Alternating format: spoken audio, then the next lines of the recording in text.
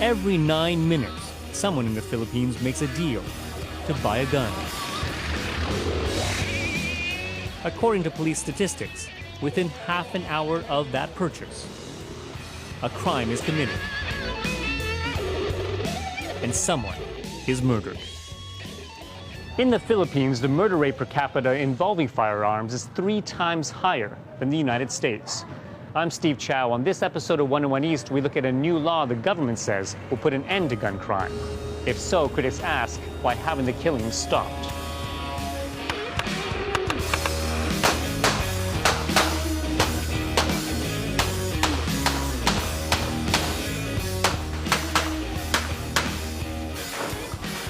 On any given weekend, across the Philippines, you'll find shooting ranges packed with gun lovers. Through makeshift mazes, they battle to win the weekend's title of the fastest draw.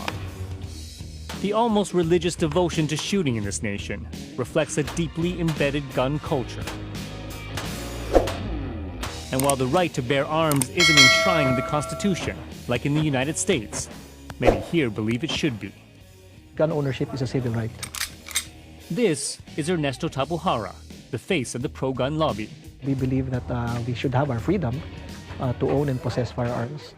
Maybe so, but others have suffered on the other end of the gun.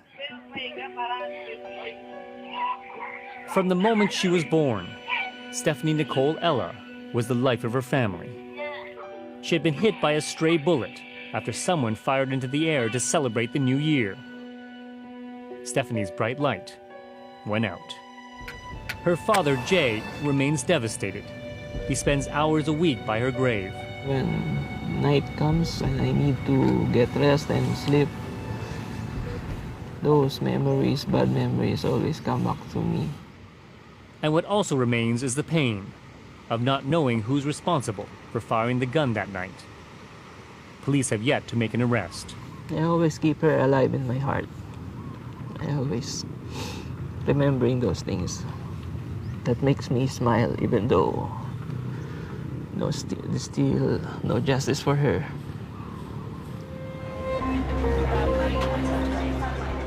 The public outcry over Stephanie's death, among dozens of others, forced the government in May of 2013 to revamp how it regulates guns. This is Louis Opus, the chief of the police firearms division. He takes us through a newly renovated office that will, for the first time in the Philippines, register gun owners by computer. Till now, the record-keeping has been done by hand. Because of this, Opus believes 70% of all gun registrations to date were faked, making it almost impossible for police to track down owners of guns used in crimes. On my second day here in my office, I kick out 16 people. 16 people. Yes. The straight-talking chief of firearms was only recently brought in, tasked with cleaning up a department long accused of taking bribes and for selling guns seized from crimes on the black market. We are now trying to introduce technology because when you introduce technology, you could lessen corruption. His other task is to put into practice a new gun law that includes much higher fees for gun ownership and more stringent drug and psychiatric tests of those who want to own them. I do believe that not everyone should have a firearm. In this country, it is not a right to have a gun. It is a privilege given to an individual to have this firearm.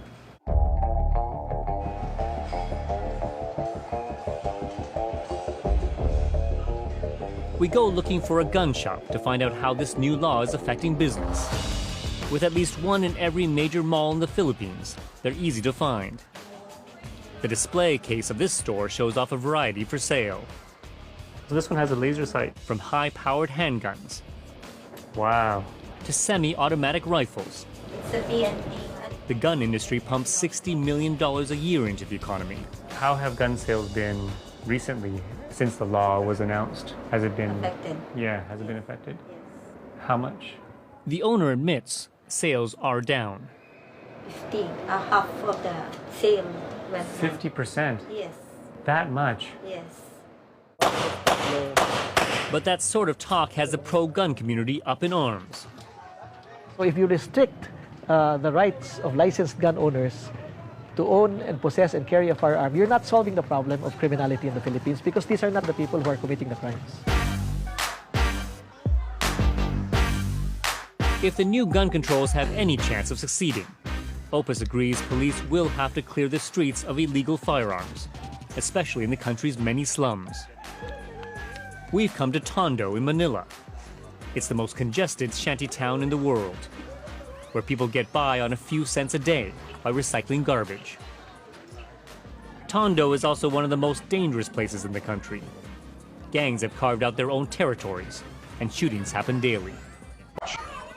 We navigate deep into the narrow warrens of Tondo, places where police rarely go, to find the group and its leaders. Hey, Jesse. Hi, I'm Steve. Jesse, nice to meet you. Jesse Abello is one of the enforcers for the Temple Street 13, or TST gang. Nice to meet you, Jake. How you doing? I'm Steve. He tells me he runs 20 men here. They're mostly boys. So Jesse, you say this whole area is yours. He shows off his patch. Started on the streets of LA, the TST created a Philippines chapter sometime in the 1980s. Now they're battling rival gangs to see who will own Tondo. Jesse says he became a member of TST when he was 16. He's now 21. When I joined the gang, I felt a sense of solidarity. You have your group of friends who are true to you. It's a real fellowship you can count on. A fellowship he believes has kept him alive in what is a perilous place for young men. A few weeks earlier, local news channels headlined a shootout between two rival groups in the area. The back-and-forth battle was captured on security cameras. Show me your gun again? The group won't say if TST was involved, but Jesse shows us old bullet wounds from past fights. So you're shot here. I can see the bullet wound there. Exactly how he got them, he won't say. The entry wound is here, and it came out on the other side. Okay. You were in a gunfight, or what happened? I was just accused of something, and things just happened. Then, one of the gang returns with something to show us. It's a handgun. Oh, this is the gun. Can I see? It's an old one, but we're told it's been used to kill at least 2 people. Why do you need a gun? Why do you guys need guns? Also have gun. Your enemies also have guns. Your enemies also have guns. So you need guns to protect yourself. Despite the tough talk, Jesse admits the fighting, the shootings, the killings have taken their toll. In the beginning, I said to myself I wouldn't do certain things, that I joined the gang just for the friendships. But I feel I've since lost my way. These days, I'm the one looking for trouble. That guns are needed to survive here is something we hear again at our next stop in Tondo. We're met by orphans. They're thieves taught to steal guns by one of the area's dealers. Inside, we meet that dealer, who we'll call George. These guns are 38s. He shows us some of his current stock. How much do you sell this one for? 10,000. 10,000. About $250 US. About. Up until a year ago, George was a painter. Then he lost his job and says he had no choice but to get into guns. He says he makes twice as much now. Do you ever feel guilty knowing you're selling weapons that could kill people? Not really. It's up to the buyers. Maybe it's for their protection. I don't care where or how they use it.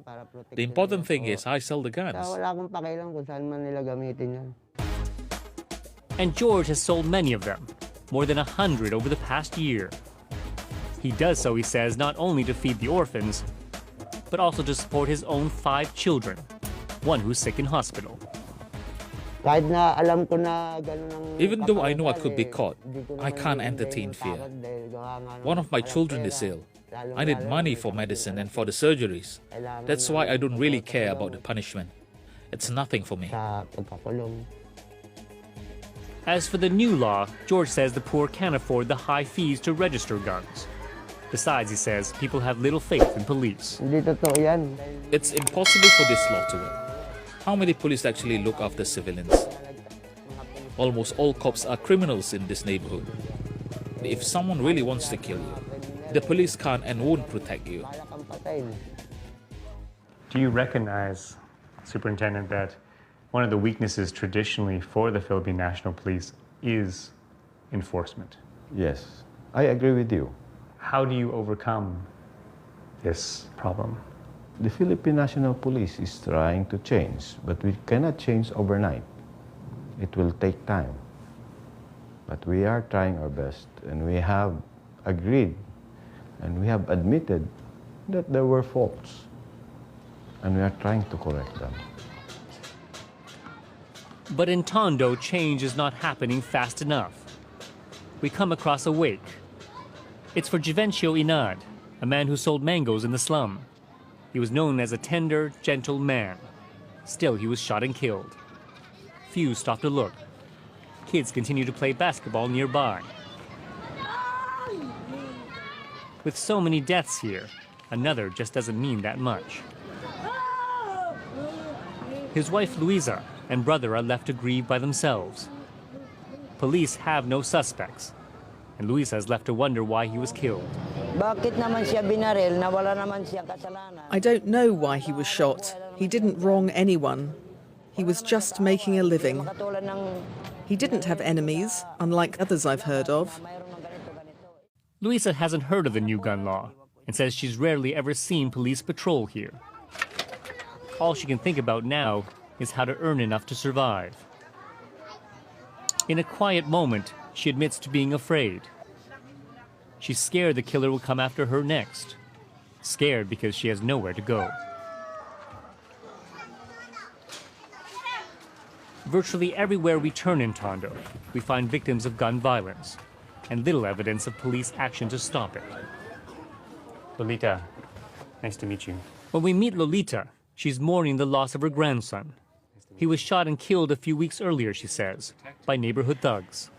I told police many times that these boys were threatening to kill him, but they just told me to call them when they're there. When I did, and by the time they got here, it was too late. Lolita says Rodelio, aged 17, had been bullied for years by the gang. They stole from him, attacked him, and then finally one night they shot him.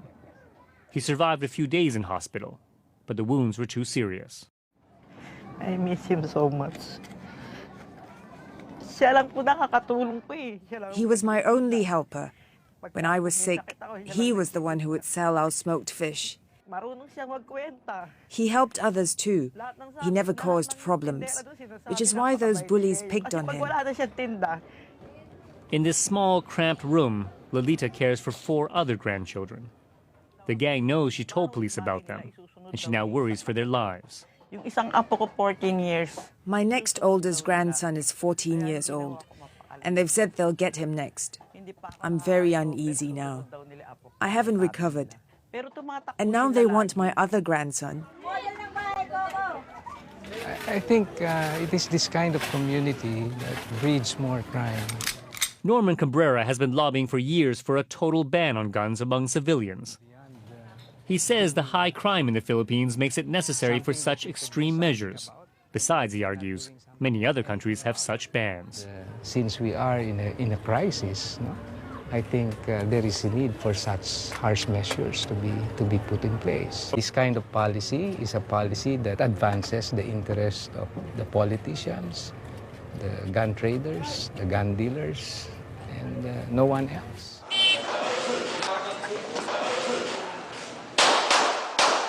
Cabrera points to the law's biggest supporter. The Philippines president, Benigno Aquino, is an avid shooter and gun collector. He owns 18 firearms and is known to be against a total ban on guns. He's been quoted as saying, "Firing guns relieves his stress." Ladies and gentlemen, announcing the arrival of the President of the Republic of the Philippines, His Excellency Benigno S. Aquino III. We go to an awards ceremony, which the president is attending, to speak to him about better gun controls. For 2 months, we've been requesting an interview with him, but have received no reply. After learning what we want to ask Aquino about, I have a press pass. Yeah, I know, but they said that you cannot ask questions. His aides bar us from joining his press conference. Is he not willing to speak about gun laws? Is it too sensitive a question for him? As other media crews with approved questions are allowed through, the president's security detail blocks our way. Our producer and cameraman try to get into the press conference, but are told off. Stay away, okay? We have press accreditation. No, please. Already said that. By the time we make it to the lobby, the media scrums over, and he's left. President Aquino's press staff knew the question we wanted to ask, and they were intent on stopping us from asking it. It shows how sensitive this issue is and how sensitive this issue is to President Aquino.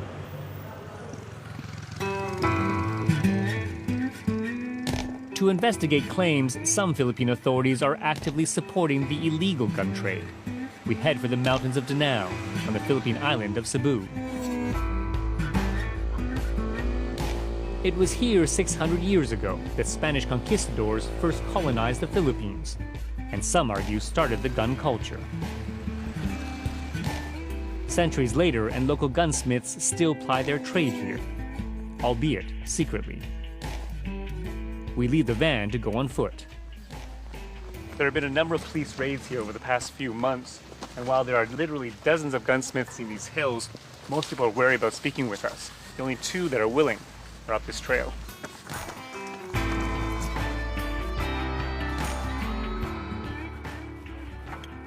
Hi, guys. Hey. We'll call these two men June and Edward. They're brothers. Yeah, Longtime gunsmiths, they show us how they make their firearms, starting from basic scrap pieces of metal.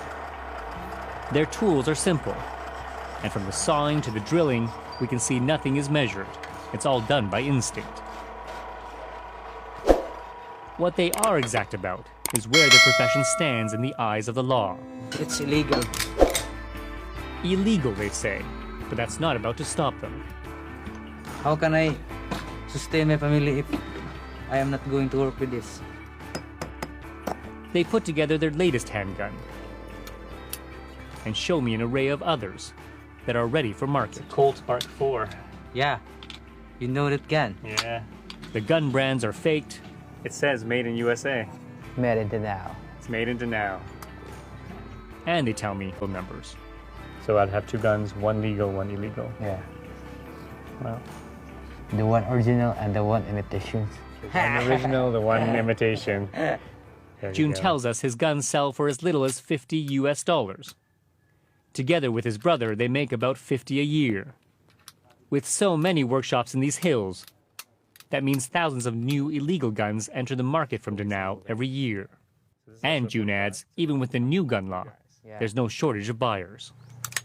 Who are your customers? A lot of people want to buy this. A lot of politicians, police.